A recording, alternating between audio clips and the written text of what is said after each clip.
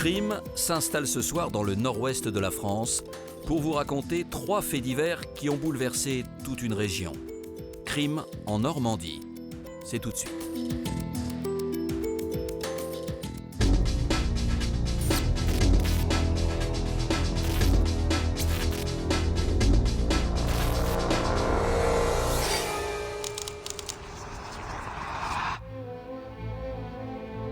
À 18 ans, Kathleen est une jeune Rouennaise qui rêve d'indépendance.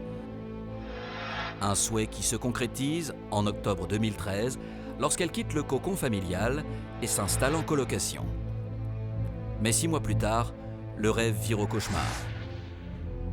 Ce 17 avril au petit matin, le corps à moitié nu de Kathleen est retrouvé dans sa chambre par son colocataire, gisant dans une mare de sang. Alors que s'est-il passé dans cet appartement de Rouen? Pourquoi s'en est-on pris à Kathleen? D'ailleurs, la jeune femme connaissait-elle son agresseur? Pourquoi il en est arrivé là? Pourquoi alors qu'il aurait pu la laisser partir? Je ne saurais jamais. Donc au final, je peux pas faire mon deuil.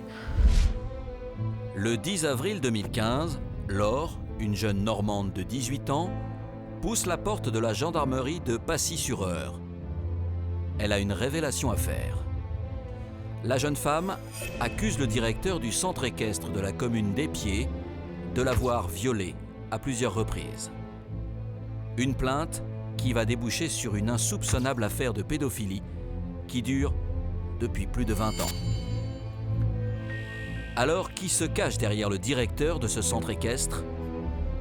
Combien de victimes a-t-il fait? Et comment cet homme de 51 ans a-t-il pu passer entre les mailles de la justice durant toutes ces années?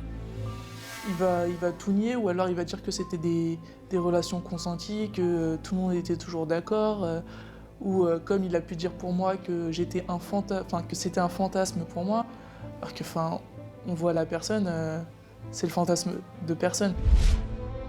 À 45 ans, Liliane peine à reprendre sa vie en main. Malgré un parcours de vie en dents de scie, son entourage la décrit comme discrète et gentille. Mais à l'hiver 2012, son corps est retrouvé mutilé et entièrement nu sur le bord d'une route de campagne, à 40 km de chez elle. Pour les gendarmes dépêchés sur place, un mystère plane autour de cette scène macabre, car le corps de la quadragénaire semble être tombé de nulle part. Alors, qui est l'auteur de cette mise en scène sordide? Que fait ce corps au milieu de la route en pleine nuit? Les gendarmes normands parviendront-ils à résoudre cette mystérieuse affaire? Elle avait la main droite complètement crispée, comme on sentait les doigts qui voulaient agripper quelque chose, et un regard terrifiant.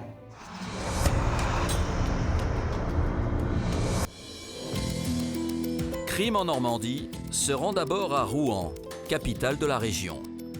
Le 17 avril 2014, Kathleen, 18 ans, est retrouvée poignardée dans son appartement. Voici un document inédit pour Crime.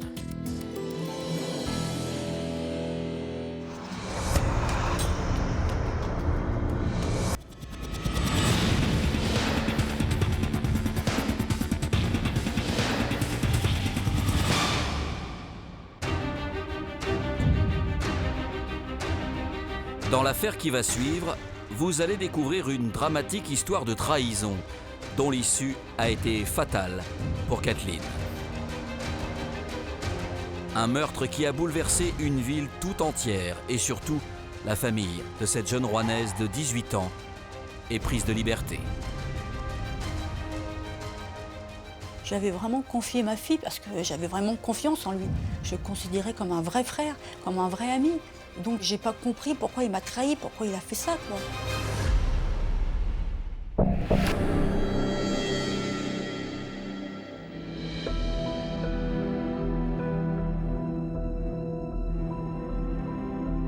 Nous sommes à Rouen, au nord-ouest de la France. La capitale de la Normandie est une ville portuaire nichée dans une courbe de la Seine entre Paris et Le Havre. Rouen, c'est une ville de 110 000 habitants que l'on peut qualifier de bourgeoise et commerçante. Une ville plutôt calme, où il fait quand même plutôt bon vivre. Le centre-ville ressemble un peu à un décor de cinéma, quoi. Cependant, la ville dans laquelle Jeanne d'Arc a été brûlée va devenir le théâtre d'une autre mort tragique, le 17 avril 2014. En début de matinée, dans le quartier Saint-Paul, à l'est de Rouen, un homme que nous appellerons Henri donne l'alerte. Henri va d'abord tenter de contacter une de ses voisines à 6h28 qui ne répondra pas. Il va prendre le contact d'une de ses autres voisines. Il lui demande tout d'abord si elle a entendu du bruit, elle répond que non. Il lui propose alors de la suivre dans l'appartement pour constater avec lui que la personne qui partage son appartement est morte. Intriguée et terrifiée à la fois, la voisine accepte de suivre Henri jusqu'à son appartement. Après seulement quelques pas à l'intérieur, elle découvre une scène de cauchemar. Elle voit cette jeune fille baignée dans son sang. Et elle lui a dit « Mais est-ce que tu as appelé la police ?» Il dit « Non, apparemment il était en état de sidération. » Et c'est elle qui l'incite à prévenir les secours. Le coup de fil aux forces de police, ça va être sur les coups de 6h45, à peu près. Les premiers mots de ces conversations avec les forces de police, c'est elle ne bouge plus, pour ensuite, après plusieurs minutes de conversation, préciser sur question de l'interlocuteur opérateur que oui, elle est morte. Alors, que s'est-il passé dans cet appartement? Pourquoi Henri n'a-t-il pas alerté plus tôt les pompiers? Et qui est cette jeune femme?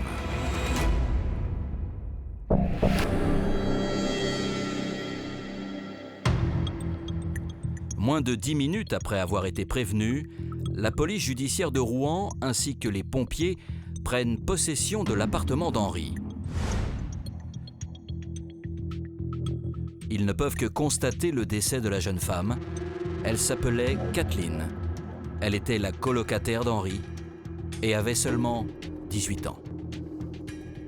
Les plaies potentiellement faites par une arme tranchante sont observées en nombre multiple, dont une qui est particulièrement impressionnante puisqu'elle se situe au niveau de la trachée. Allongée sur un matelas, la victime est vêtue d'un simple t-shirt, sans culotte ni pantalon. Immédiatement, les enquêteurs redoutent des violences sexuelles.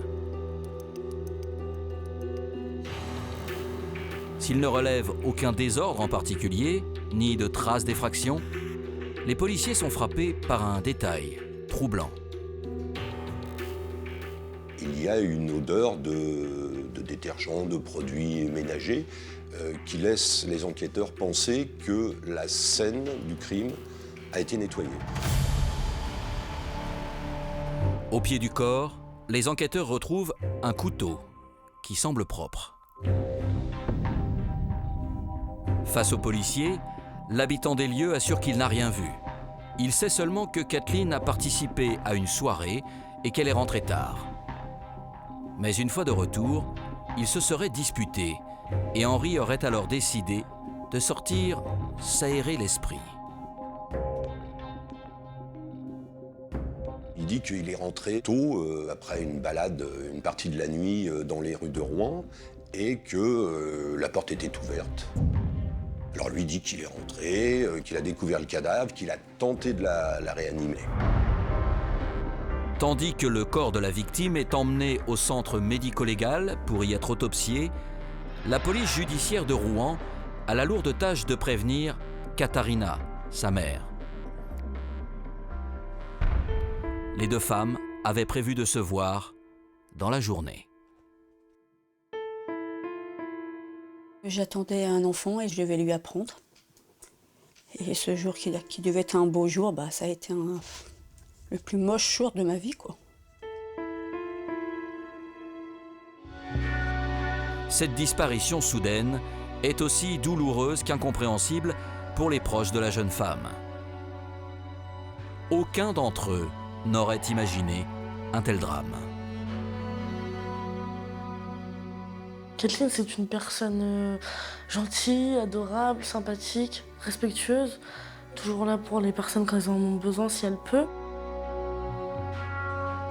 Aînée d'une fratrie de 5 enfants, Kathleen a marché dans les pas de sa mère en pratiquant la boxe américaine. Talentueuse et appliquée, elle a même décroché plusieurs titres de championne de Normandie. Elle était une battante, elle allait toujours devant. Il y avait des obstacles, c'est vrai, elle s'arrêtait un petit peu, mais elle réfléchissait puis elle repartait après. Malgré une belle complicité avec sa mère, quelques tensions se sont installées entre elles avec les années. Notamment au sujet de la cigarette et des horaires de sortie. Surtout, Kathleen ne supporte plus de partager sa chambre avec ses 2 sœurs. Elle avait besoin de respirer, de se poser, je pense, aussi. Et l'intimité, surtout. Elle a préféré partir pour justement retrouver la complicité avec sa mère. Mais alors, qui a bien pu tuer cette jeune femme éprise de liberté? Kathleen a-t-elle été victime d'un crime de rôdeur? Ou connaissait-elle son meurtrier?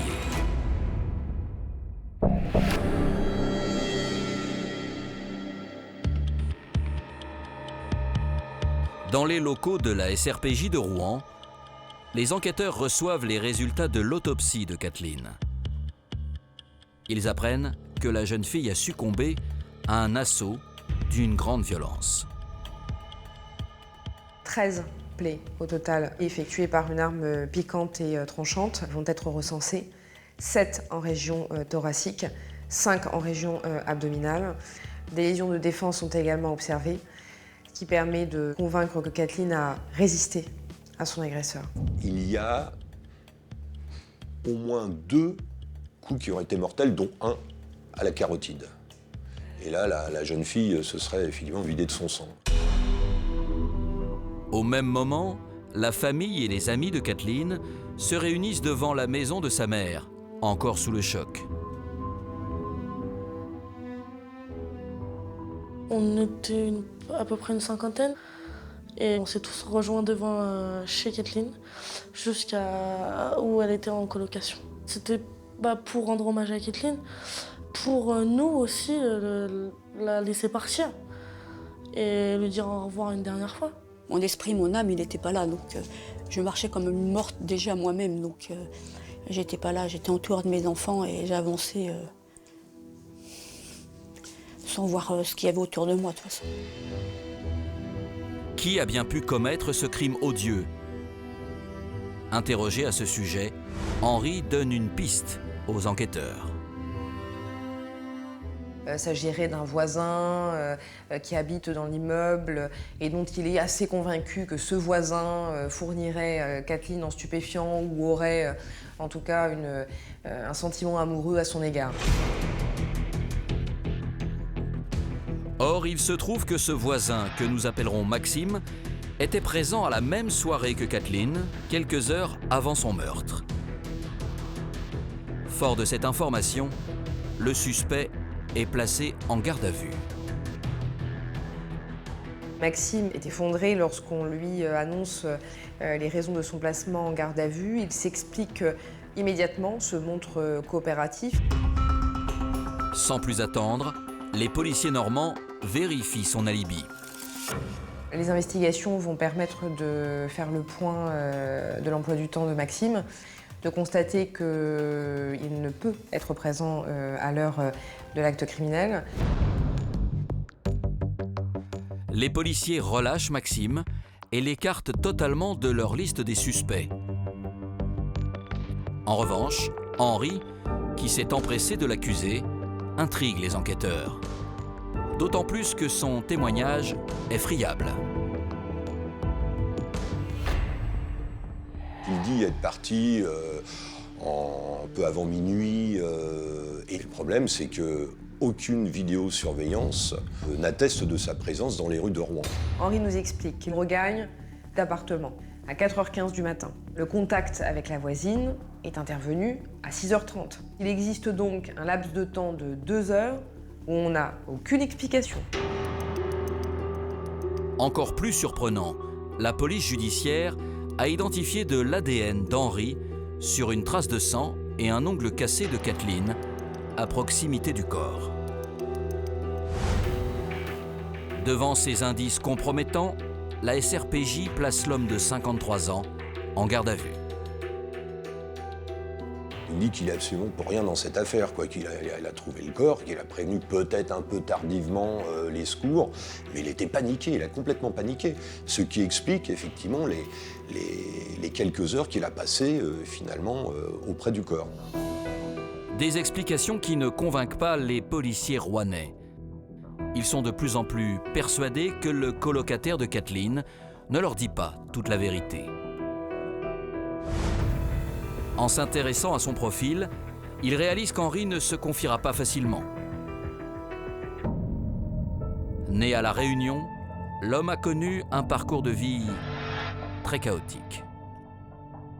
Il est issu d'une grande famille, 5 frères et sœurs. La plupart des frères et sœurs ont été placés dans des familles d'accueil, dont Henri. Ballotté de gauche à droite, le jeune garçon sait à peine lire et écrire. Les enquêteurs apprennent également qu'il a été, selon toute vraisemblance, victime de sévices sexuels. Et ce n'est pas tout. Un père quasi absent, une mère décédée alors qu'il n'avait que 17 ans. Quand il découvre le cadavre, donc on peut imaginer le choc traumatique que cela a pu générer. À 2 reprises, l'homme est condamné pour tentative de vol avec violence et attentat à la pudeur sur mineur. Après ses séjours en détention, il se range, se marie et fonde une famille en métropole. Mais les violences conjugales et les maltraitances mènent au divorce. Dans ce contexte, une de ses filles se rend d'ailleurs au domicile de son père. Henri refusera de la laisser partir. Elle subira des actes d'agression sexuelle et de viol. Henri sera condamné à une peine de 15 ans de réclusion criminelle.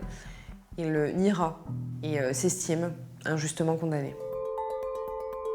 C'est dans le cadre d'un aménagement de peine, après avoir purgé plus de la moitié de sa condamnation, qu'Henri dépose ses valises en Normandie. Alors, comment ce quinquagénaire délinquant sexuel multirécidiviste a-t-il pu être en colocation avec une jeune femme à peine majeure? Peut-on croire les explications d'Henri?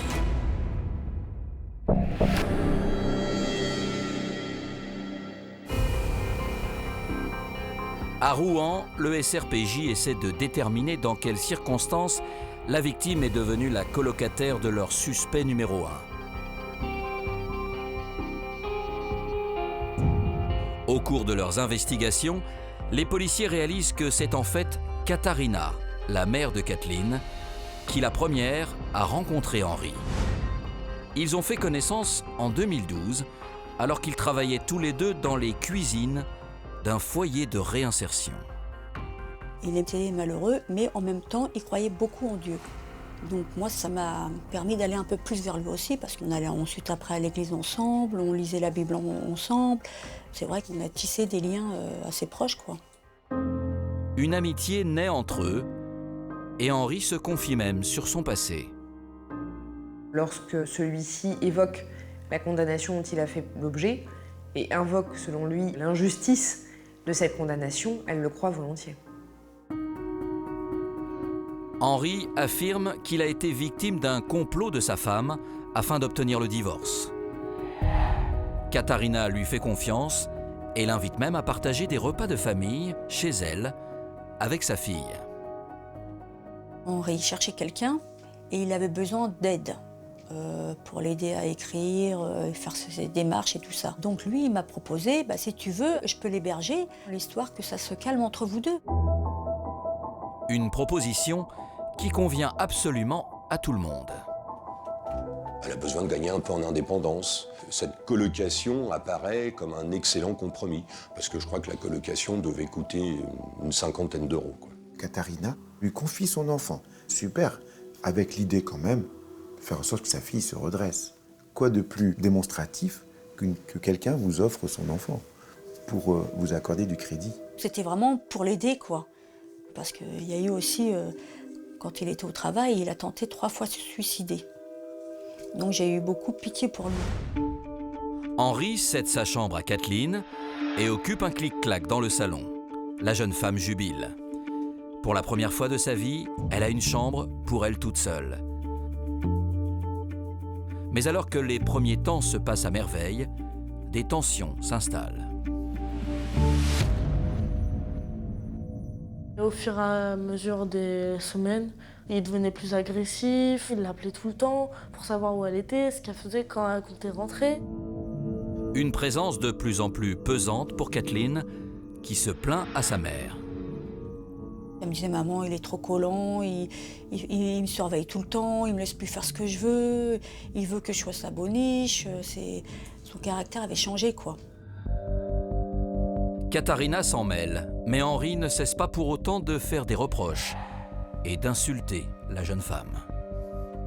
Kathleen, elle répondait pas vraiment, justement, elle préférait pas le conflit, donc elle rigolait. Elle le prenait pas au sérieux. La vie en colocation se détériore toujours plus et franchit un nouveau cap dans la violence, 2 mois seulement avant le meurtre de la jeune femme. C'était un soir où il regardait le foot. Elle ressortait de sa douche, donc elle était en train de se sécher les cheveux. Et pour le bruit du sèche-cheveux, en gros, il lui a demandé d'éteindre le sèche-cheveux. Elle lui a dit qu'elle avait bientôt fini. Et qu'il s'est levé et il est arrivé, et il l'a pris par la gorge et il l'a serré, quoi. Kathleen prend peur et alerte une nouvelle fois sa mère, qui l'oblige à quitter la cohabitation. Mais alors qu'Henri se confond en excuses, la jeune femme ne porte pas plainte et reste vivre chez lui. Elle avait pris son indépendance en quelque sorte. Donc le fait de retourner chez sa mère, de reprendre sa chambre avec sa sœur, alors qu'elle avait sa chambre toute seule, c'est ça qui l'a bloquée un peu. Ben moi, je voulais qu'elle reste à la maison. Kathleen aussi, elle m'a dit, mais maman, tu sais, maman, même si tu veux que je reste à la maison, j'ai 18 ans. Je repartirai, que tu sois d'accord ou pas. Mais quelques semaines avant son décès, Kathleen annonce finalement à ses proches qu'elle souhaite quitter définitivement l'appartement d'Henri. Alors le quinquagénaire était-il au courant du souhait de la jeune femme? L'aurait-il sauvagement tué à cause de cela? Va-t-il faire des révélations aux policiers?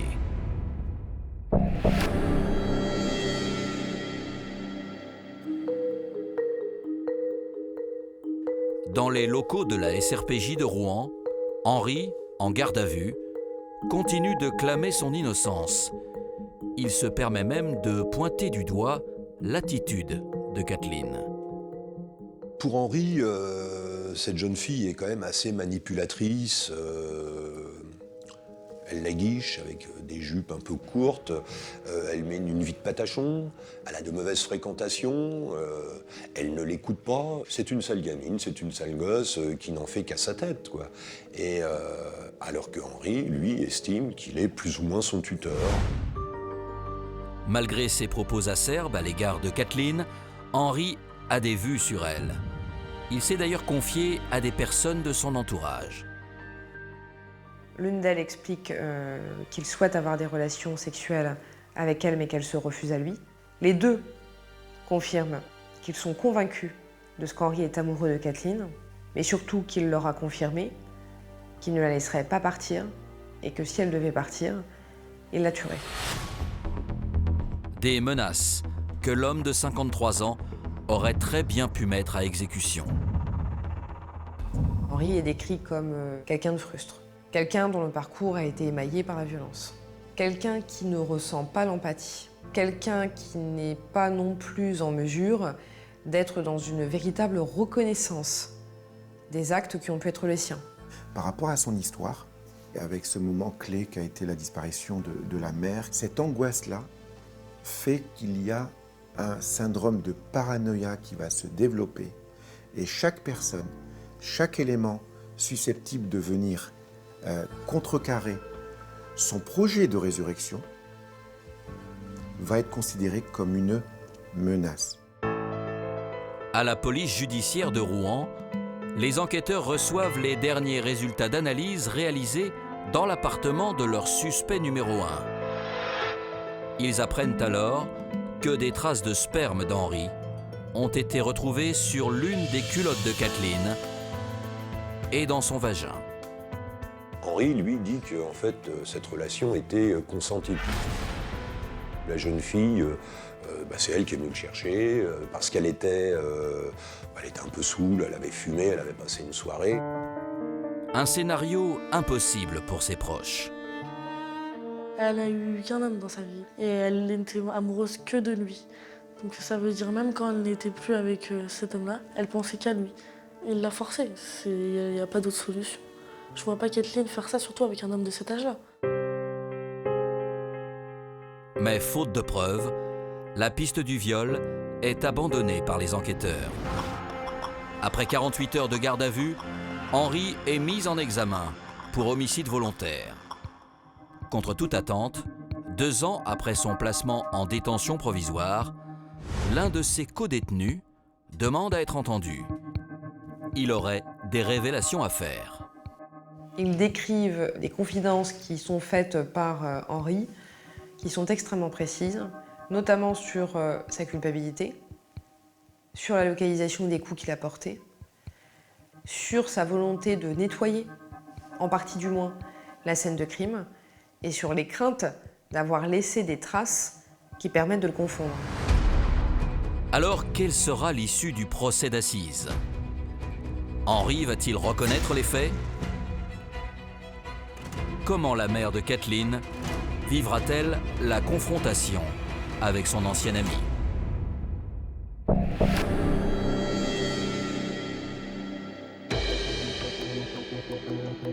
Le jeudi 8 mars 2018, 4 ans après le sordide meurtre de Kathleen, s'ouvre devant la cour d'assises de Rouen le procès d'Henri. Une véritable épreuve pour les proches de la jeune femme. J'étais pas bien, stressée, étouffée un peu. Surtout quand je suis arrivée et que j'ai vu sa maman pleurer. Ça ne changerait rien, malheureusement. Ma fille, elle est décédée, elle ne reviendrait pas, ça je le sais. Mais ce que je voulais, c'est qu'il reconnaisse, qu'il demande pardon à Kathleen. Henri va au contraire marteler tout au long de l'audience qu'il est innocent. Il adopte même une attitude provocatrice. La semaine a été extrêmement dure. Henri pouvant se montrer extrêmement vif, agressif durant les débats, n'ayant de cesse de dénigrer et salir la mémoire de Kathleen. Ce qui m'a fait plus mal aussi, c'est que ma fille qui était à côté de moi et mon fils qui était là, ils regardaient. Et à un moment, il lui a fait un doigt d'honneur à ma fille. Et il se moquait de mes enfants parce qu'il regardait avec un sourire moqueur, comme quoi il n'avouerait pas. L'accusé nie tout en bloc, et cela même lorsqu'on lui présente des preuves irréfutables. Quand le président lui pose la question pourquoi son ADN est sur Kathleen et qu'il répond c'est impossible, ce n'est pas mon ADN. Alors que l'ADN c'est confirmé, c'est bien lui quoi. Donc je ne vois pas pourquoi mentir. Face à cette mauvaise foi, Katharina, la mère de Kathleen, intervient à la barre. Il fallait qu'il se rappelle des fois où j'étais là quand il n'était pas bien, quand il était très mal dans sa peau et qu'il a fait ses tentatives de suicide, qu'il se rappelle de ces moments-là, que j'étais là pour lui. J'avais vraiment confiance en lui. Je le considérais comme un vrai frère. Donc j'avais vraiment confiance et j'ai pas compris pourquoi il m'a trahi, pourquoi il a fait ça, quoi. Rien n'y fait, Henri campe sur ses positions. Mais un témoignage va réussir à faire vaciller le quinquagénaire, celui de son propre frère. Interrogé par visioconférence depuis l'île de la Réunion, Cet homme livre un témoignage des plus surprenants. Il dit avoir reçu une lettre de Henri lui disant que en fait c'était lui qui avait fait une connerie et tout. Alors là effectivement, pour l'accusation, ça pèse très lourd. Alors lui s'est énervé, et il a encore fait un scandale à l'audience, il a fallu suspendre à un moment donné, il a traité son frère de tous les noms, de menteur, et ça c'est le mot le plus courtois. Le problème, c'est que cette lettre, ni les enquêteurs, ni le juge d'instruction, ni personne ne l'a jamais vue. Malgré l'absence de cette lettre au procès comme pièce à conviction, le récidiviste est condamné le 13 mars 2018 à 30 ans de prison, dont 18 ans de sûreté. Ça m'a rien fait. Quelques jours après, j'ai dit au moins, on l'a reconnu. Mais sur le coup, ça m'a rien fait. Parce que Kathleen, elle n'était pas là. Il ne l'a pas reconnue, donc ça m'avait rien changé. Henri a fait appel de sa condamnation et un nouveau procès devrait se tenir en 2020. À ce jour, il demeure présumé innocent. C'est encore une trahison de plus, quoi. Même si on veut avancer dans la vie, on ne peut pas. Parce qu'on est toujours obligé de penser à ça. Toujours.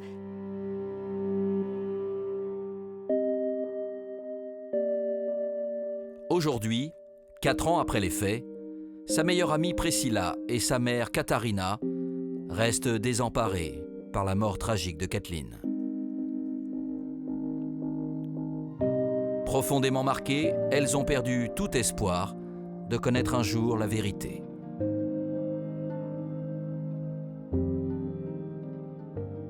Pourquoi il en est arrivé là? Pourquoi alors qu'il aurait pu la laisser partir? Et je ne saurais jamais. Donc au final, je peux pas faire mon deuil. Pour moi, c'est impossible. On l'oubliera jamais, Kathleen. Elle est gravée dans nos cœurs, dans nos vies. Elle est toujours présente. Aujourd'hui, avec le recul, bien sûr que je m'en veux. Parce que si j'aurais porté plainte, peut-être que ma fille elle serait présente encore aujourd'hui.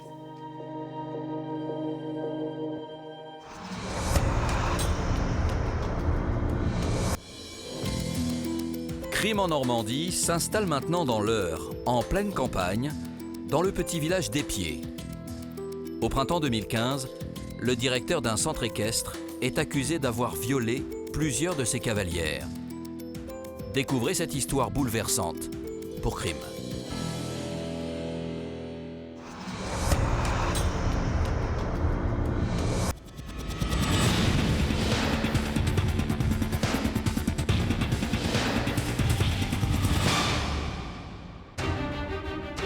Dans l'affaire qui va suivre, vous allez découvrir l'histoire bouleversante d'adolescentes trahies par un homme en qui elles avaient entièrement confiance. Pendant de longues années, marquées par la loi du silence, ces jeunes filles ont vécu l'enfer dans leur centre équestre. On ne pensait pas en fait que c'était méchant parce que ils prenaient toujours ça sous forme de jeu, sous forme d'amusement en fait. C'était souvent avec des guilis, des batailles de paille. Du coup, nous, on prenait ça à la rigolade. À 14 ans, vous ne comprenez pas encore vraiment ce qui vous arrive.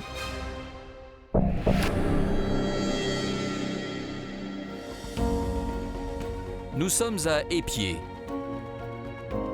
Installé en pleine campagne, à quelques kilomètres d'Évreux, ce village de 365 habitants ressemble à beaucoup d'autres en Normandie.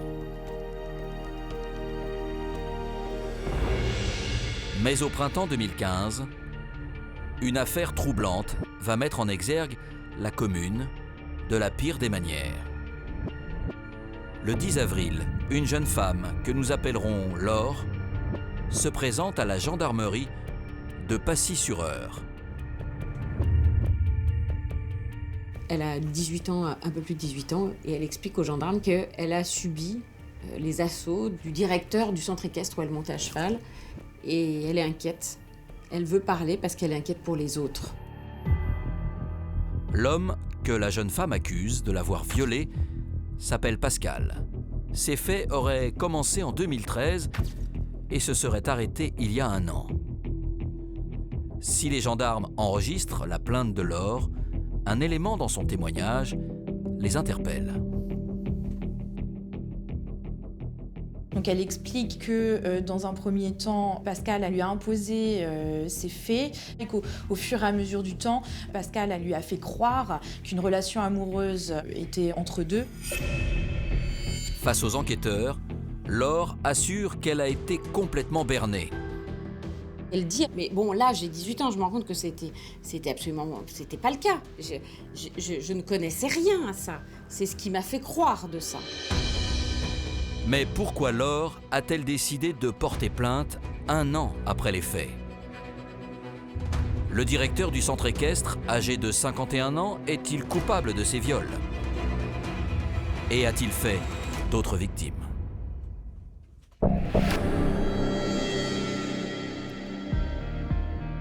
À la gendarmerie de Pacy-sur-Eure, suite au témoignage de Laure, les enquêteurs procèdent à des vérifications d'usage. Lorsqu'il y a un dépôt de plainte d'une jeune fille, donc il y a un processus particulier qui est mis en place. Les jeunes filles, qu'elles soient mineures ou qu'elles soient toutes jeunes majeures, sont vues par des experts psychiatres, permettant de déterminer la véracité de leurs propos.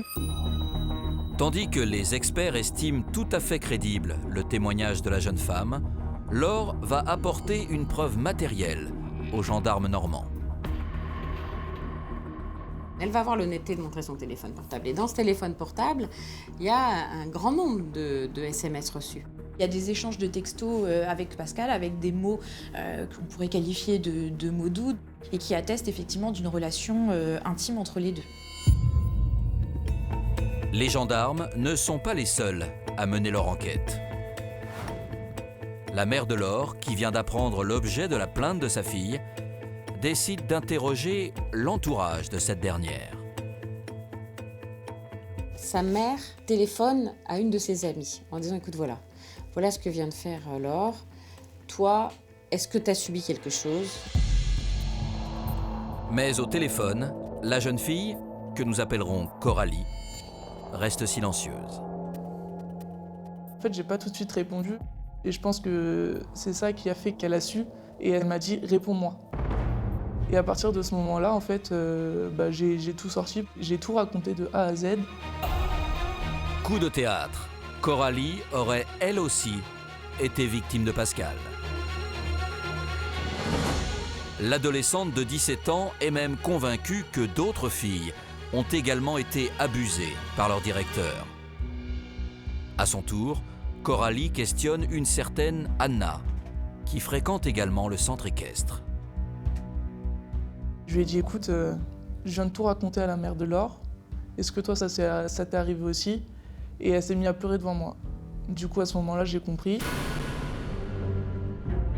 Suite à ces révélations, les deux jeunes filles se présentent à la gendarmerie de Pacy-sur-Eure pour déposer plainte. Adna indique avoir subi des faits de viol et des faits d'agression sexuelle de la part du directeur du centre équestre des Pieds, tout en précisant qu'à aucun moment elle n'a entretenu une relation consentie avec ce dernier. Anna explique aux gendarmes qu'elle avait seulement 14 ans lorsque les premiers viols ont commencé. Également entendus par les enquêteurs, les parents de l'adolescente confirment avoir remarqué chez elle un changement de comportement depuis cette période, notamment en ce qui concerne sa passion pour les chevaux. C'était sa vie, elle pensait qu'à ça, elle dessinait des chevaux, elle voulait en faire son métier, elle tannait sa famille avec ça tout le temps, et d'un seul coup, il n'était plus question qu'elle aille monter à cheval. Elle aussi entendue par les gendarmes, Coralie raconte qu'elle a fréquenté le centre équestre entre 2012 et 2014, à l'occasion d'une formation spécialisée.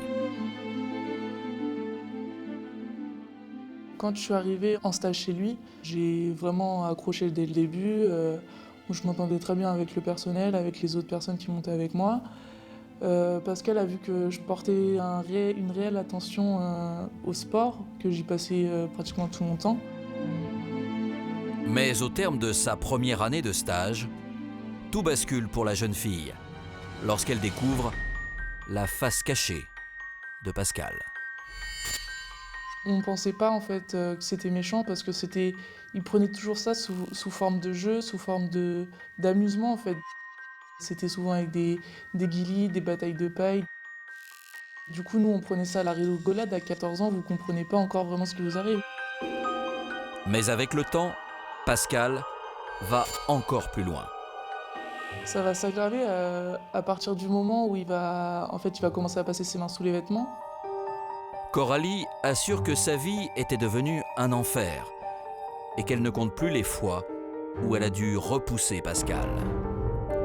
À en croire la jeune femme, le directeur du centre équestre était prêt à tout pour arriver à ses fins. J'avais tout de suite accroché avec une ponette que je montais assez fréquemment. Et vers la fin de ma 3e, il m'a dit « Écoute, si tu as ton brevet, je t'offre la ponette. Mais en contrepartie, je te préviens, c'est ça, sinon tu l'auras pas. » quoi. Et plus d'une fois, ou quand j'ai refusé, parce que je suis l'une des rares filles qui a réussi à refuser, notamment en le frappant, pour lui dire d'arrêter. Et c'était toujours fais attention parce que ta ponette va partir à la boucherie, fais attention, ta ponette elle va se prendre des coups de marteau. Dans le village d'Épied, les témoignages de Laure, Anna et Coralie ne sont pas passés inaperçus. Quelques jours plus tard, une nouvelle adolescente, que nous nommerons Amélie, demande à être entendue par les gendarmes. On a encore une très jeune fille, mais qui vient pas du tout expliquer qu'elle a été victime de Pascal. Non, elle vient dire que ce que disent les autres, c'est n'importe quoi, et elle vient le défendre. Elle vient dire, mais c'est mon petit ami. Rappelons qu'il a 50 ans, 51 ans. Elle en a 19 à ce moment-là. Mais alors, que faut-il penser de ce nouveau témoignage ? Pascal est-il un prédateur sexuel ? Que se passe-t-il réellement au centre équestre d'Épied ?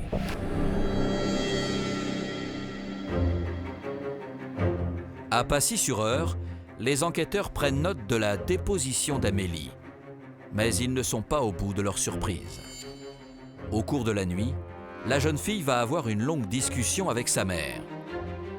Celle-ci va lui faire ouvrir les yeux sur la relation qu'elle pensait entretenir avec Pascal. Il y a cette prise de conscience qui est un peu brutale, puis qui vient dire mais qu'est-ce que j'ai dit ? Qu'est-ce que j'ai pu dire aux gendarmes ? Elle revient le lendemain en disant mais non en fait j'ai été manipulée. Elle aussi, après avoir réfléchi, est peut-être victime des agissements de Pascal. Les enquêteurs disposent désormais de 4 plaintes contre Pascal. Ils décident alors de s'intéresser plus précisément à la personnalité de ce directeur de centre équestre. Alors Pascal, c'est un vieux garçon, on peut l'appeler comme ça. Il a des côtés sympathiques, il a des côtés bienveillants. Il est qualifié par toutes ces jeunes filles dans leur audition d'un gamin. Certaines disent qu'il a l'âge mental de quelqu'un de 15 ans. C'est dans une commune de 9000 habitants, dans le département de la Sarthe, que Pascal grandit et passe ses premières années. Pascal a eu une enfance classique avec ses 2 parents, avec sa petite sœur. Élève médiocre, Pascal abandonne les bancs de l'école à l'âge de 13 ans. C'est à cette période qu'il commence une nouvelle activité. Il s'est découvert une passion pour laquelle il était doué d'ailleurs avec les chevaux. Et donc ses parents se sont endettés pour acquérir ce centre équestre pour lui permettre de travailler et d'assouvir sa passion pour les chevaux. En 1993, Pascal s'installe au centre équestre d'Épied. Il a 29 ans. Rapidement, le club réunit près d'une centaine d'adhérents et pas moins de 25 chevaux. C'était un petit centre équestre, en fait c'était très familial, tout le monde rigolait, tout le monde était joyeux, on arrivait là-bas, on avait le sourire, parce que l'ambiance en fait nous permettait d'être comme ça. Chacun met un peu la main à la pâte, on fait les litières, on donne à manger aux chevaux, et en même temps on prend des cours. En plus de son rôle de gérant de centre équestre, Pascal est également très impliqué dans la lutte contre la maltraitance des chevaux. Pascal était membre d'une association de protection des équidés, au sein de laquelle j'intervenais également en tant qu'avocat. Et donc Pascal en récupérait chez lui en son écurie et ses chevaux terminaient leur vie chez lui. Pourtant, derrière cette image lisse et attentionnée, le directeur du centre équestre cacherait une part d'ombre. Il va être décrit aussi comme quelqu'un qui est caractériel, colérique, par sa mère et sa sœur notamment, qui vont dire qu'il veut toujours avoir le dessus et il est capable d'être impulsif. Donc il a 2 personnalités. Le 21 avril 2015, 11 jours après la première plainte, les enquêteurs décident de se rendre au domicile de Pascal afin de procéder à une perquisition. L'homme de 51 ans vit dans le centre équestre, juste au-dessus des boxes. Lors de cette perquisition, est effectivement retrouvé des courriers, des échanges de correspondance entre lui et l'une des jeunes filles où elle lui décrit son amour. Donc ça corrobore sa déclaration lorsqu'elle est venue dire qu'elle avait une relation consentie, en tout cas une relation amoureuse avec Pascal et des relations sexuelles consenties. Au cours de leurs investigations, les gendarmes interrogent Yann, le moniteur du centre équestre des Pieds, qui va leur faire part d'un détail, pour le moins troublant. Il est surpris par le fait que le midi, Pascal pouvait déjeuner donc avec des cavalières, avec des stagiaires. Et lorsqu'elle déjeunait, donc elle montait à son appartement et qu'il avait constaté que la porte de l'appartement de Pascal était fermée à clé. Sans plus attendre, Pascal est immédiatement placé en garde à vue à la gendarmerie de Pacy-sur-Eure. Il va tout nier ou alors il va dire que c'était des relations consenties, que tout le monde était toujours d'accord, ou comme il a pu dire pour moi que c'était un fantasme pour moi, alors que on voit la personne, c'est le fantasme de personne. Mais ce n'est pas tout. Les enquêteurs découvrent également que Pascal a un casier de délinquant sexuel et qu'il a déjà été jugé en 2007. Pascal a été condamné par le tribunal correctionnel quelques années auparavant pour des faits d'agression sexuelle sur des mineurs. Il y a eu une peine d'emprisonnement assortie d'un sursis avec mise à l'épreuve, donc avec une obligation de soins pendant 2 années, obligation de soins qu'il a respectée. Si Pascal est depuis inscrit au fichier des délinquants sexuels, il n'a pourtant pas eu d'interdiction de travailler avec des mineurs. Ce qu'il faut savoir, c'est qu'à l'époque, on était dans le cadre de faits délictuels. On ne parlait pas de viol, on ne parlait pas de crime. Donc la récidive, effectivement, n'avait pas été envisagée. Sinon, peut-être qu'une toute autre sanction aurait été prononcée à l'encontre de Pascal. Mais le système n'est pas toujours infaillible. Donc on ne peut pas toujours s'assurer qu'une personne ne commettra pas de nouveaux faits. Pour les enquêteurs, ça ne fait plus aucun doute. Ils font face à un récidiviste. On ne peut que déplorer que la menace n'ait pas été suffisante pour lui. On ne peut que déplorer que qu'on n'ait pas fait un coup d'arrêt à ce garçon. Parce que c'est vrai qu'il ne s'est jamais senti en danger. Il ne s'est jamais senti menacé. Il a toujours pensé qu'il s'en sortirait. Toujours. Toujours. Alors, comment Pascal a-t-il pu passer entre les mailles du filet ? Va-t-il reconnaître les faits ? La liste des victimes va-t-elle encore s'allonger ?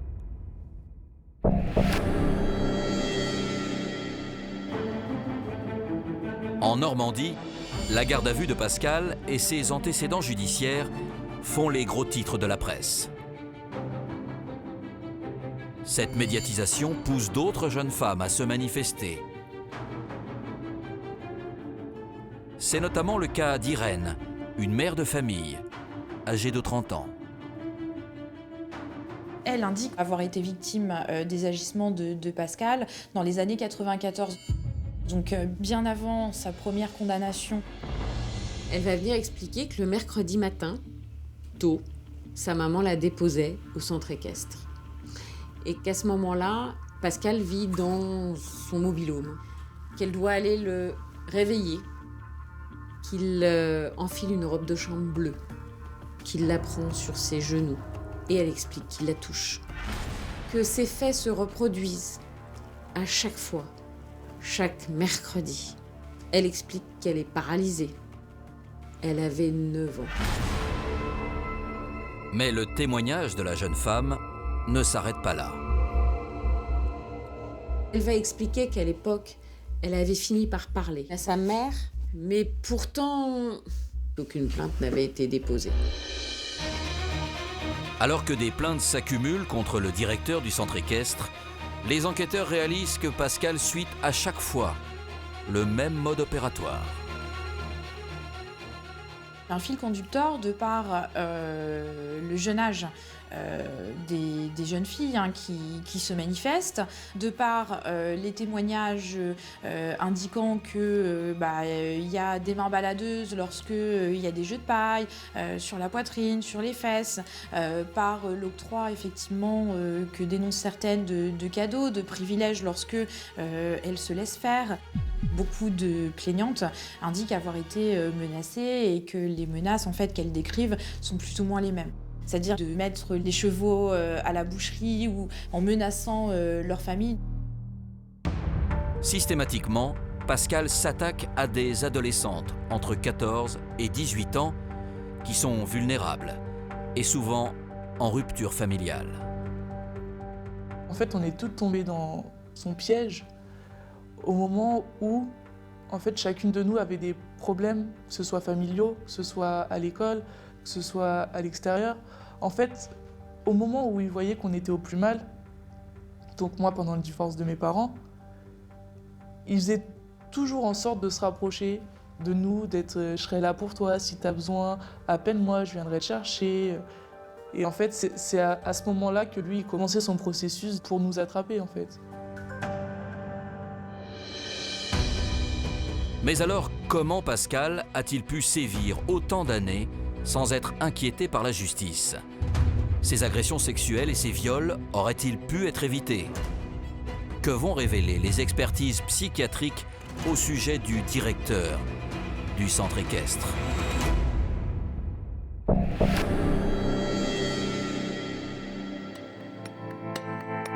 Au cours de leurs investigations, les enquêteurs prennent conscience que Pascal a bénéficié d'une véritable loi du silence au sein du village d'Épied.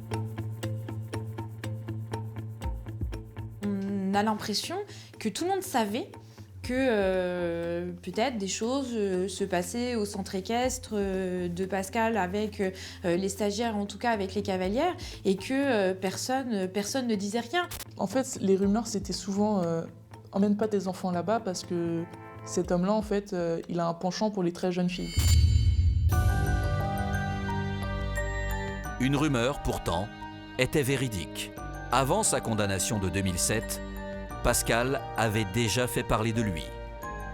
En 2003, il avait été mis en examen devant le tribunal correctionnel d'Évreux, suite aux plaintes déposées par 2 jeunes filles pour des faits d'agression sexuelle et d'atteinte sexuelle. Mais à l'époque, le directeur du centre équestre avait été relaxé en raison de son cancer. Pascal a été diagnostiqué comme ayant une maladie de Hodgkin, donc avec 1 an et demi, voire 2 ans de chimiothérapie très lourde. Et le cancérologue de l'époque m'a bien expliqué que la chimiothérapie qu'il avait reçue entraînait une absence de libido, qui pouvait s'apparenter à une castration chimique. Et l'expert psychiatre a tout de même dit à l'époque que Pascal n'avait en aucun cas le profil d'un agresseur sexuel. Les psychiatres se seraient-ils trompés dans leurs conclusions? Pascal aurait-il profité de la situation? Afin de cerner au mieux son profil, le juge d'instruction demande une nouvelle expertise psychiatrique du directeur du centre équestre. Les experts sont nuancés sur la personnalité de Pascal en indiquant que même si aujourd'hui il a un corps d'homme, même si aujourd'hui il a l'âge d'un homme mûr dans sa tête, il est resté à l'enfance. Le psychiatre indique également que si Pascal ne reconnaît aucun des faits dont on l'accuse, c'est qu'il souffrirait en réalité du syndrome de Peter Pan. Le syndrome de Peter Pan, il est défini comme des angoisses survenant chez l'adulte qui avoir des difficultés à passer de l'âge enfant à l'âge adulte. Donc c'est généralement dans l'adolescence, dans la post-adolescence, puis après dans l'âge adulte, que le patient va éprouver des angoisses existentielles qui vont avoir une expressivité diverse à l'idée de passer du côté de l'adulte. Mais cette thèse ne fait pas l'unanimité. Il dit à l'expert ne pas comprendre où est le mal. En revanche, il est évident, quand on regarde la procédure, qu'il ne peut pas ne pas comprendre où est le mal. Il ne peut pas pour plusieurs raisons. La première, c'est qu'il a déjà été poursuivi. Relaxé soit, mais poursuivi. La deuxième, c'est qu'il a déjà été condamné. La troisième, c'est qu'il menace. La quatrième, c'est qu'il demande le silence. C'est qu'il demande le secret. Donc, il ne peut pas ne pas savoir où est le mal. Pour le docteur Bonnière, psychiatre, Pascal était tout à fait conscient du caractère transgressif des relations qu'il entretenait avec ses victimes et de son emprise sur elles. Moi, j'ai l'intime conviction que l'écosystème dans lequel évoluait le patient est quelque chose qui a majoré ses passages à l'acte parce qu'on a véritablement l'impression qu'il était dans son royaume. C'était ses chevaux, c'était ses élèves, c'était ses stagiaires, c'est lui qui pouvait distribuer les bons points, les mauvais points, les punitions, choisir les bons chevaux en fonction effectivement de ce que pouvaient faire ces jeunes personnes pour lui. Donc, son royaume lui a conféré à un moment une toute-puissance qui a permis le développement d'une emprise et qui a donc permis le passage à l'acte. En 2017, après plus de 2 ans d'investigation et de recherche, le dossier contre Pascal pèse lourd. Le juge d'instruction décide de renvoyer Pascal devant la cour d'assises de l'Eure pour des faits qui concernent 14 victimes. 14 victimes. Sur ces 14 victimes, quand on va arriver devant la cour d'assises de l'Eure, 10 vont se constituer partie civile. 4 vont arriver en disant « Voilà, moi je viens, je maintiens, je dis voilà ce qui m'est arrivé, mais je ne souhaite pas me constituer partie civile, je viens en qualité de témoin, même si je suis victime. » Mais alors, quelle sera l'issue du procès? Comment va se dérouler le face-à-face entre Pascal et ses 14 victimes? Reconnaîtra-t-il enfin sa culpabilité?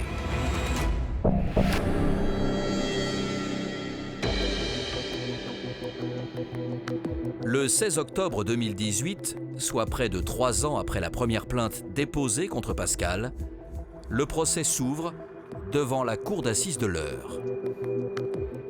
Le directeur du centre équestre est jugé pour viol, agression sexuelle et atteinte sexuelle, parfois en récidive.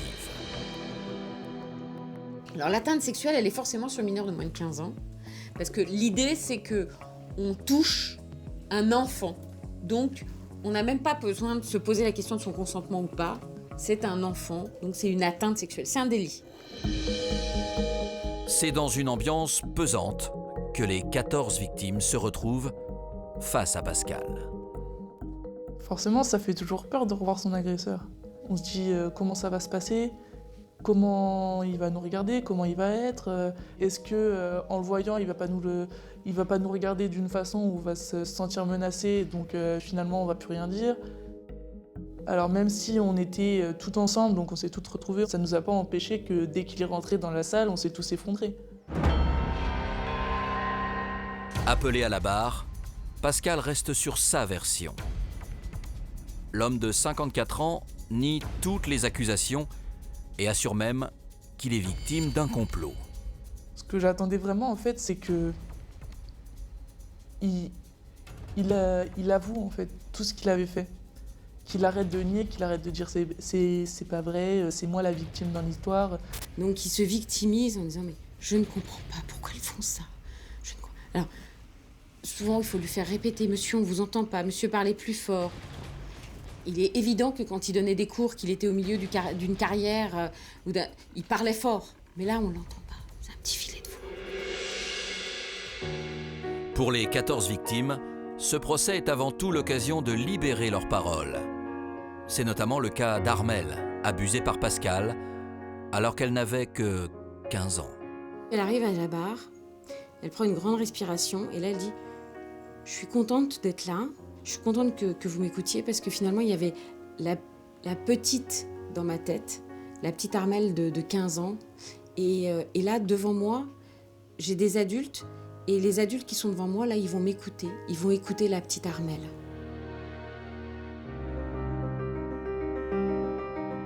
Le 20 octobre 2018, après 4 jours d'audience à huis clos, la cour d'assises rend son verdict.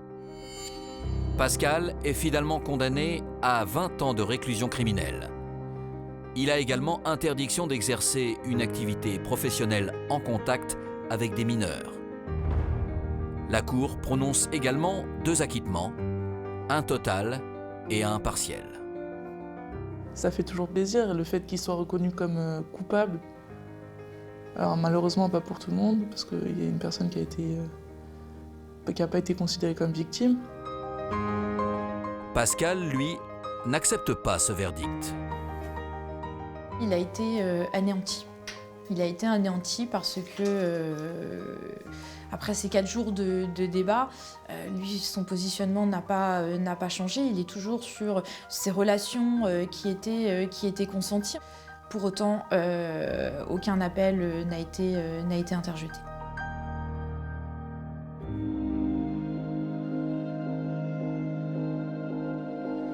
Près de 4 ans après le début de l'affaire, Coralie et les autres victimes de Pascal vivent et avancent avec leurs blessures indélébiles.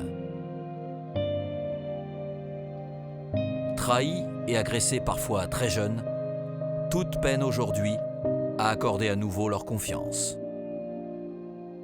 Je monte encore à cheval, mais je monte actuellement dans une écurie où la propriétaire, la monitrice, c'est une femme. Je ne peux plus aller dans une écurie où le propriétaire ou même le moniteur est un homme. C'est plus possible parce que il y a toujours de l'appréhension après ça, forcément. Il y a toujours cette crainte quand on arrive dans des écuries. Forcément, on est toujours sur nos gardes maintenant. On avait des jeunes filles qui étaient toutes sensibles, toutes fragiles, qui espéraient, avec les chevaux, pouvoir partager quelque chose. Et on a des jeunes filles qui sont tombées sur cet homme qui a profité de leur fragilité et qui leur a fait vivre ce qu'elles n'auraient jamais dû vivre, qui les a abîmées.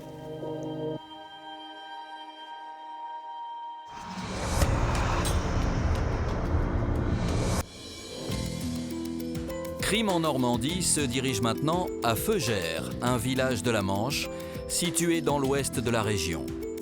Le 3 mars 2012, une femme est retrouvée nue, sans vie, sur le bord d'une route. Découvrez cette histoire incroyable pour Crime.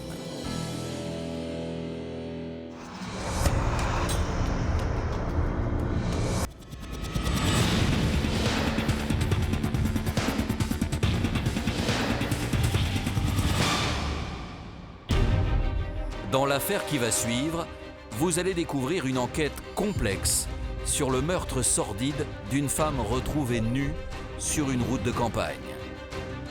Ce fait divers aux multiples rebondissements va plonger les habitants d'un village normand dans un cauchemar absolu. Je me souviens me dire, mais qu'est-ce que j'ai devant moi ? Je me souviens même regarder en l'air quelque part et me dire, mais elle est tombée d'où ?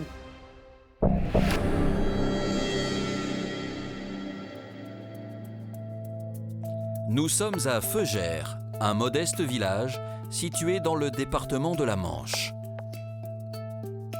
Au cœur des plaines normandes, ce lieu pittoresque abrite une population de 350 habitants. C'est une commune rurale, mais il y a beaucoup de circulation. C'est un axe de passage entre Coutances et Saint-Jean-de-Dé. Il y a encore un commerce d'ailleurs qui fonctionne beaucoup avec justement cette circulation. Les gens qui passent en Feugères qui s'arrêtent des fois souvent le matin, le soir, faire quelques courses en partant au travail.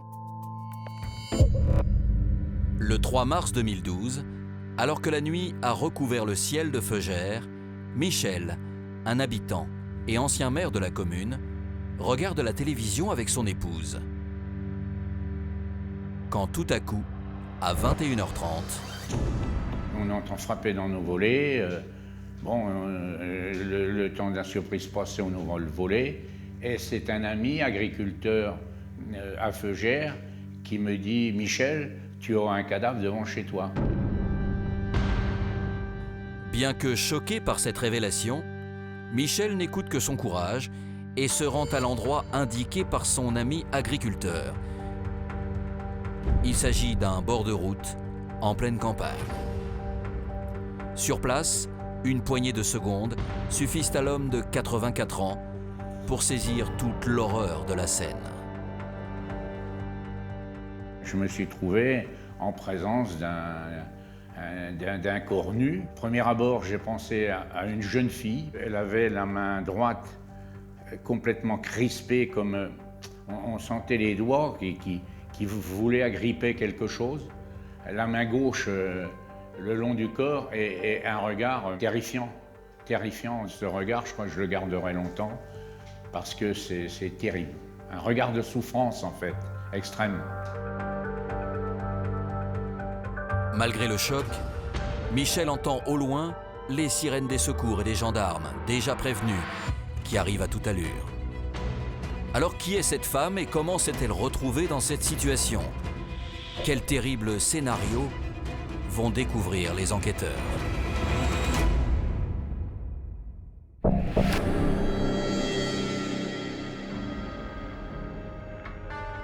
La nuit n'a jamais été aussi agitée à Feugères. Les pompiers ainsi que les gendarmes de Saint-Lô arrivent à leur tour sur les lieux de la découverte. Parmi eux, David Choisy, le chef de l'identification criminelle. Au cours de ma carrière, j'ai vu malheureusement beaucoup de scènes de crime. Sur celle-ci, ce qui était impressionnant, c'était surtout le contexte de découverte. Je me souviens me dire, mais qu'est-ce que j'ai devant moi? Je me souviens même regarder en l'air quelque part et me dire, mais elle est tombée d'où? Parce que ce qui était impressionnant, c'est qu'elle n'avait pas de vêtements, elle était totalement nue, au milieu de la voie de circulation, avec aucune trace autour, rien du tout. On se demandait d'où elle venait. Au milieu de cette scène aussi terrifiante qu'improbable, est présent Michel, l'habitant de Feugères, mais également un autre homme, que nous appellerons Loïc. C'est lui qui a donné l'alerte. Interrogé par les gendarmes, il fait une surprenante déclaration. Il nous dit qu'en rentrant chez lui, il circule à bord de son véhicule, il accompagne sa femme, il rentre de soirée et il roule sur quelque chose qui pense être dans un premier temps être un animal en fait. Et puis dans les dernières lueurs du phare, il s'aperçoit qu'il voit un visage en fait. Donc il s'arrête, il est paniqué. Là maintenant il est face finalement à cette image horrible quoi, où il se rend compte qu'il a vraiment roulé sur quelqu'un, sur un corps. Que faisait cette femme allongée sur la route? Était-elle déjà décédée au moment de l'impact? Afin d'obtenir des réponses, Marc Choisy examine attentivement le corps de la victime. Les blessures qu'elle avait n'étaient pas en rapport avec le passage du véhicule. On voyait qu'elle avait par endroits des petites plaies, mais difficile à observer vu l'état de saleté du corps. Et puis elle avait la peau de l'abdomen qui était arrachée entre le pubis et jusqu'au nombril. Pour les gendarmes normands, il n'y a plus aucun doute. La victime a perdu la vie dans de terribles circonstances. Mais ils réalisent également qu'il manque un certain nombre de pièces du puzzle pour comprendre les rouages de cette affaire. La seule hypothèse valable à ce moment-là, c'était que manifestement, on n'était pas sur le lieu de crime, de scène de violence. On était sur quelqu'un qui s'était retrouvé sur la chaussée et on ne savait pas où était la scène principale de violence. Ça, c'était une première chose. La deuxième chose, c'était aussi, parce que pour toute affaire criminelle, c'est de savoir à qui on a affaire. Pour ce faire, les enquêteurs demandent à Rosemarie, l'adjointe au maire de Feugères, si elle est capable de mettre un nom sur la victime. Je dis je ne connais pas. On m'a demandé si c'était pas une personne de la commune, mais ayant travaillé plus de 20 ans comme enseignante, je connaissais à peu près tout le monde. J'étais certaine que ce n'était pas une habitante de la commune. Vraiment, c'est traumatisant de voir une telle scène, surtout chez nous, dans un petit village comme ça. On se demandait mais comment se fait-il, qu'est-ce qui s'est passé? Et on trouve un corps comme ça, dénudé sur le milieu de la route. Tandis que les gendarmes se retrouvent dans l'impasse, ils doivent également se battre contre les éléments. La difficulté donc ce jour-là, c'est qu'il faisait nuit. On n'était pas sur la scène de violence, d'où elle venait, on ne savait pas. Et le temps était menaçant. Il commençait à pleuvoir, et ça c'est pour les traces et les indices, c'était quelque chose d'important. Et après on a décidé de ne pas attendre la levée du jour et de faire ce qu'on appelle un ratissage de la chaussée. Et quand il y a un ratissage qui est fait, sur une zone un peu plus élargie, du lieu de découverte, donc ils s'aperçoivent de la présence d'une deuxième scène de crime en fait, à environ 600 mètres de la découverte du cadavre. Là, à cet endroit-là, on a découvert plusieurs traces de sang. On a découvert un petit tournevis ensanglanté. On a découvert un morceau de corde. Et puis, dans le fossé, on pouvait légitimement penser qu'on était sur la scène où il y avait eu des actes de violence. Plus les heures passent, plus l'affaire semble complexe. D'autant qu'un nouveau personnage entre désormais dans l'équation. Loïc signale en effet aux gendarmes être brièvement entré en contact avec un mystérieux individu, quelques minutes après l'impact. Il est aussi à ce moment-là ébloui par des phares et une personne volant d'une voiture, visiblement ivre, lui dit qu'elle va s'occuper de tout. Face à cet étrange comportement, Loïc garde son calme et lui fait savoir qu'il contrôle la situation. Il lui dit, de toute façon, voilà, ça va, j'ai appelé les secours, maintenant vous avez un petit peu bu, rentrez chez vous, moi je gère, quoi. L'automobiliste obtempère et prête même sa lampe torche à Loïc, qui lui propose de lui rapporter dans les jours qui suivent. Pour cela, Loïc lui donne ses coordonnées sur un bout de papier. Mais ce dernier raconte également aux enquêteurs avoir été surpris par un élément présent sur la voiture de son étrange interlocuteur. Il remarque 2-3 petits détails, donc notamment une corde qui est attachée à l'arrière du véhicule blanc. Alors, qui est cet inconnu? Est-il impliqué dans le meurtre de cette femme? Que vont découvrir les gendarmes?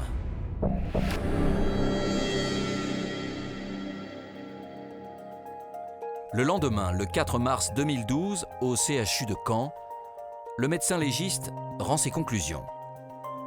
Il apparaît clairement que le meurtrier s'est acharné sur la victime.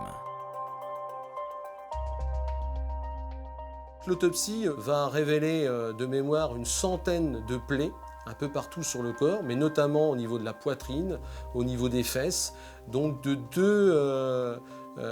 deux instruments, très certainement donc le tournevis, le petit tournevis et un couteau. Il est 15h lorsque la brigade de recherche de Caen, désormais en charge de l'enquête, est alertée par leurs homologues de Gavray. Le centre opérationnel de gendarmerie a reçu un appel d'un monsieur qui signalait la disparition de sa compagne. La femme en question a 45 ans et s'appelle Liliane. Avec son mari Bruno, elle réside au Ménil-Villemont, une commune à 40 km de Feugères. Sans emploi, Liliane peine à reprendre sa vie en main et noie son chagrin dans l'alcool et les cigarettes. C'est quelqu'un qu'on connaît comme étant discrète, gentille, influençable, fragile en fait. Et finalement, on se dit, voilà, il peut peut-être y avoir un lien entre la compagne de monsieur et cette femme qu'on a retrouvée sur cette route-là. Face à ces révélations, les gendarmes somment le mari de la disparue de se rendre, sans plus attendre, à la caserne de Gavray. Mais étrangement, alors qu'il est attendu de pied ferme, Bruno ne vient pas. Cette attitude-là, pour nous, est un peu troublante. Voilà, pour quelqu'un qui s'intéresse à la disparition d'un proche, on n'agit pas comme ça. Ce n'est qu'après plusieurs heures d'attente et de multiples relances téléphoniques que l'homme de 54 ans arrive enfin à la gendarmerie de Gavray. Et puis, les premières versions qu'il va donner paraissent un petit peu bizarres. Voilà, il nous dit que au cours de la soirée du 3 mars, il était donc à Feugère avec sa compagne dans un bar. Et puis en repartant de Feugère, il s'est arrêté au bord de la route pour que sa compagne puisse assouvir un besoin naturel. Et puis une voiture arrive à leur niveau, elle monte dans ce véhicule-là et elle part. Bruno nous dit, non, j'ai pas cherché à suivre cette voiture, ni à relever la plaque d'immatriculation, ni même voilà. Donc ces explications sont un petit peu bizarres dans un premier temps. Et on va dire que les soupçons sont allés rapidement sur lui, surtout que son scénario de disparition de sa femme était un peu étrange. Alors, quel mystère entoure le témoignage de Bruno? Qui est cet homme? Liliane est-elle la mystérieuse femme retrouvée sur le bord de la route?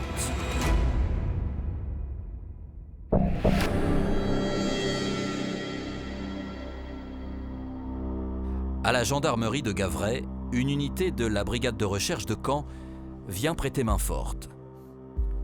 Car l'homme qu'ils auditionnent suscite de nombreuses interrogations.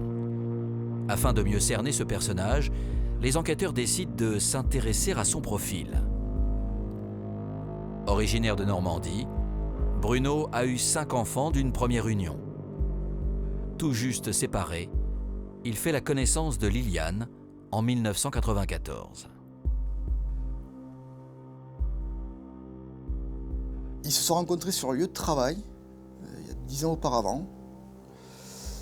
Ils sont, tombés amoureux, et puis voilà, de leur union est né 2 filles en fait. Donc c'est un couple qui au début s'est aimé, bien évidemment. Aux côtés de Liliane, Bruno semble plus apaisé. C'est un homme qui devient violent quand il a bu, énormément violent. Et quand il rencontre Liliane, il s'est plutôt calmé. Mais elle boit beaucoup. Et en fait, tous les deux, ils partent dans l'alcool. Mais cette addiction à l'alcool va réveiller les vieux démons de Bruno, qui se montrent à nouveau violents. Leur relation de couple se dégrade davantage lorsqu'ils perdent respectivement leurs emplois. Maintenant, on sait simplement que c'est un couple qui ne s'aimait plus, qui vivait séparément en fait. Elle dans la maison, lui dans un mobil-home. Ils partageaient très rarement les repas ensemble. Ils s'étaient tenus que par la boisson. Et c'est un couple qui se disputait énormément, sans cesse.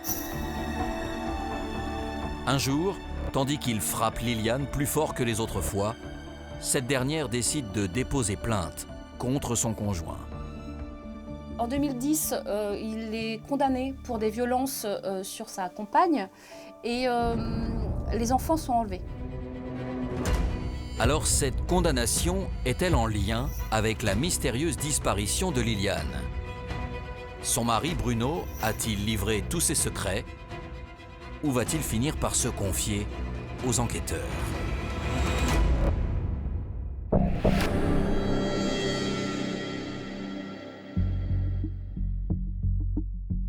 À Gavray, face aux explications déconcertantes de Bruno, la brigade de recherche de Caen décide de le placer en garde à vue dans leurs locaux.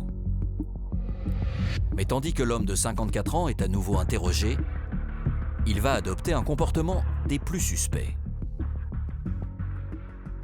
Il tente de détruire, on va dire ça comme ça, un papier qu'il met dans sa bouche, qu'il essaie d'avaler. Mes collègues interviennent pour déjà pour sa sécurité, pour pas qu'il s'étouffe, quoi. Les gendarmes parviennent à extraire le bout de papier sur lequel est inscrit un numéro de téléphone, celui de Loïc, l'automobiliste qui a roulé sur le corps de la victime. Malgré ses dénégations, Bruno était donc bien présent sur les lieux du crime. Afin de le pousser dans ses retranchements, les gendarmes décident de vérifier son alibi. Pour cela, ils étudient les images de vidéosurveillance du bar tabac dans lequel il dit avoir passé la soirée avec sa femme Liliane. On sait que à partir de 18h, le couple est allé dans le bar de Feugère. Ils étaient tous les deux. Ils ont consommé beaucoup d'alcool.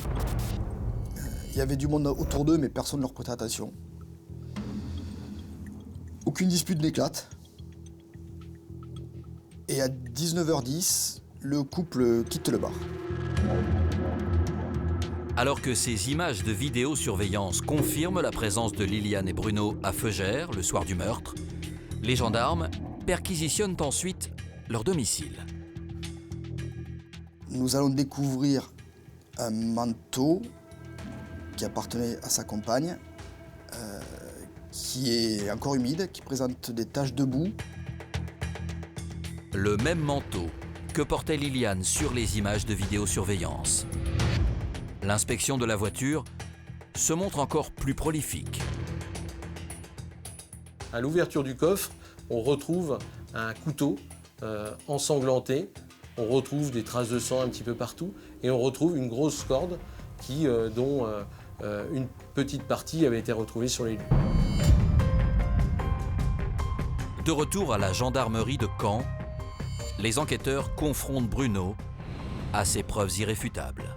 Il n'explique pas les circonstances du décès de sa compagne, en fait. Mais il reconnaît que le tournevis trouvé sur place et le couteau trouvé dans son véhicule lui appartiennent. En parallèle de ces auditions, les gendarmes reçoivent les résultats des analyses réalisées sur les objets placés sous scellés, ainsi que sur le sang retrouvé dans la voiture. Les gendarmes en ont désormais la certitude. Le corps de la victime est bien celui de Liliane. On comprend que Bruno, à coups de couteau et de tournevis, il l'a massacré au niveau de la vulve et du cœur, mais on comprend aussi qu'il l'a attaché à sa voiture et qu'il l'a traîné sur 600 mètres. Mais alors, pourquoi Bruno a-t-il tué aussi sauvagement sa femme? Fera-t-il des aveux lors du procès? Quel sera le verdict?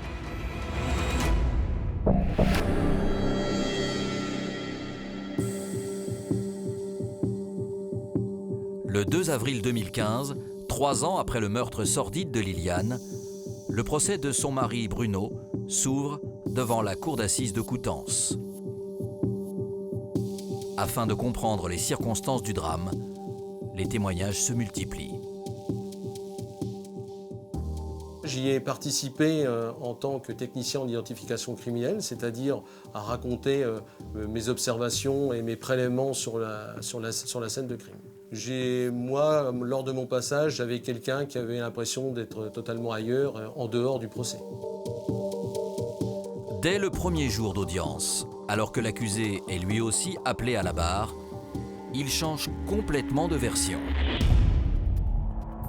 Bruno dit c'est moi qui l'ai tué. Ces aveux mettent fin à 3 ans de dénégation de la part de Bruno, alors que l'enquête est accablante le concernant. Si Bruno avoue enfin le meurtre, il ne s'épanche pas sur les raisons qui l'ont poussé à commettre l'irréparable. Pire, il se renferme sur lui-même. Le seul moment où moi je le sens frémir et revenir un peu vers une forme de réalité, c'est quand l'une des filles qu'il a eues avec Liliane prend la parole.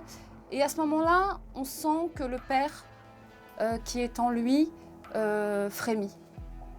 Il a honte, il le dit d'ailleurs, il a honte pour la famille.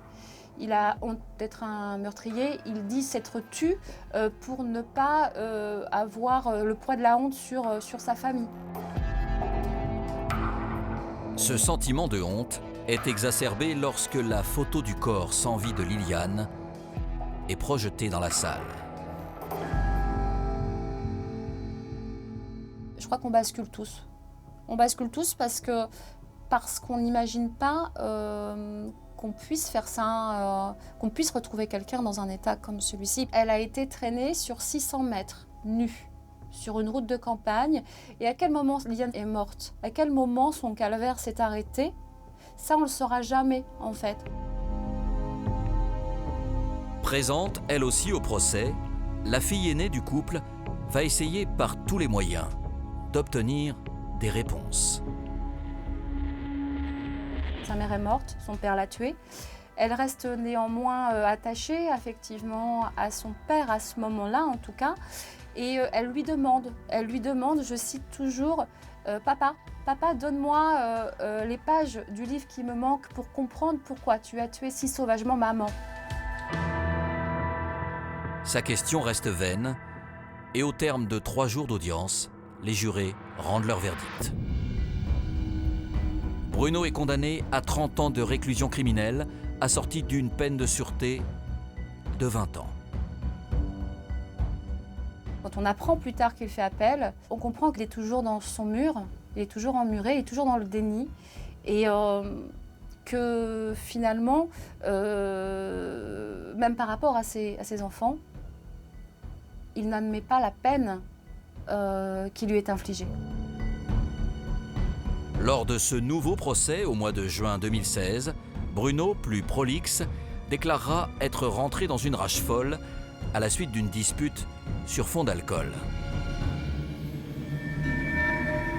Malgré cette tentative d'explication, sa peine reste inchangée.